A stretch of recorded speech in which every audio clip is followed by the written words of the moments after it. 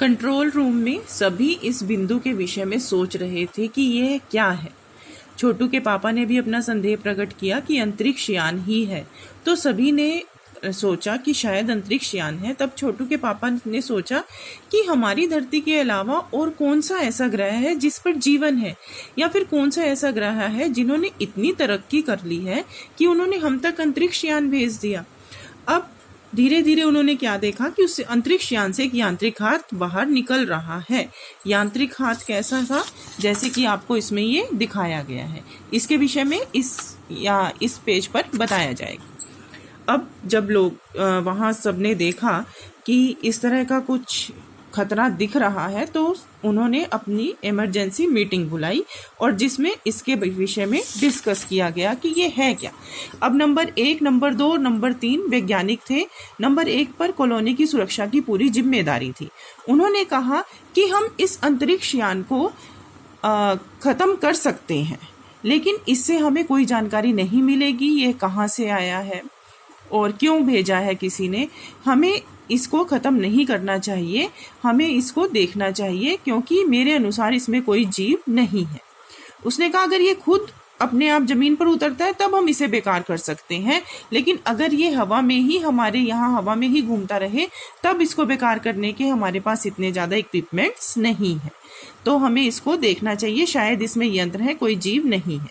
Number 2 ने भी यही कहा कि नंबर 1 की बात मुझे सही लग रही है कि अगर हमने इनको बेकार कर दिया तो जहां से यह आया है वहां के लोगों को हमारे विषय में पता लग जाएगा और वह हम पर हमला भी कर सकते हैं, तो इसलिए हमें सिर्फ इसको देखते रहना चाहिए, अवलोकन करते रहना चाहिए।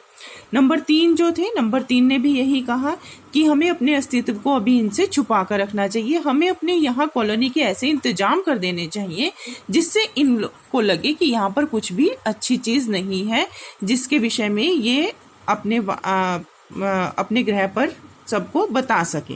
तो उसने यही कहा नंबर 3 ने कि हमें अपने अस्तित्व को छुपा कर रखना चाहिए।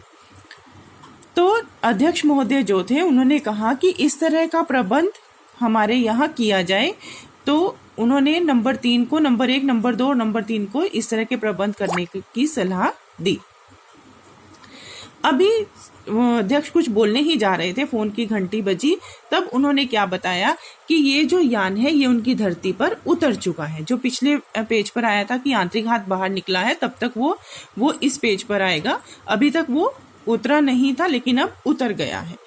अब उस दिन तो उन लोगों ने कुछ नहीं किया। नेक्स्ट डे क्या किया कि जो छोटू के पापा थे वो छोटू को लेकर कंट्रोल रूम में आए।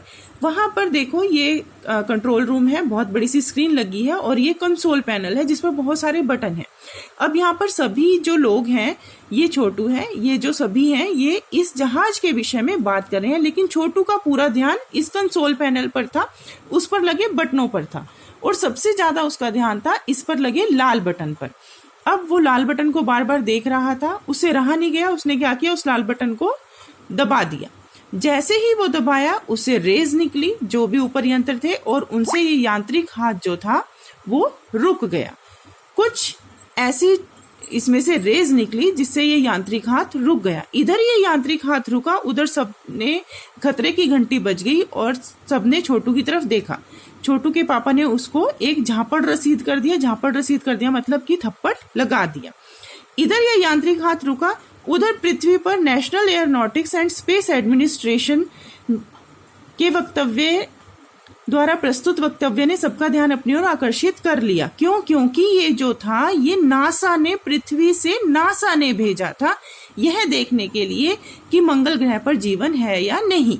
ये जो यांत्रिक हाथ बाहर निकल रहा था ये वहां की मिट्टी उठाने के लिए निकल रहा था, ताकि मिट्टी के अलग अलग नमूने लेकर ये धरती पर आ सके और वैज्ञानिक पता लगा सके कि ये जो यान मंगल ग्रह है वहां पर जीवन संभव है या नहीं। ये जो यान था इसका नाम था वाइकिंग।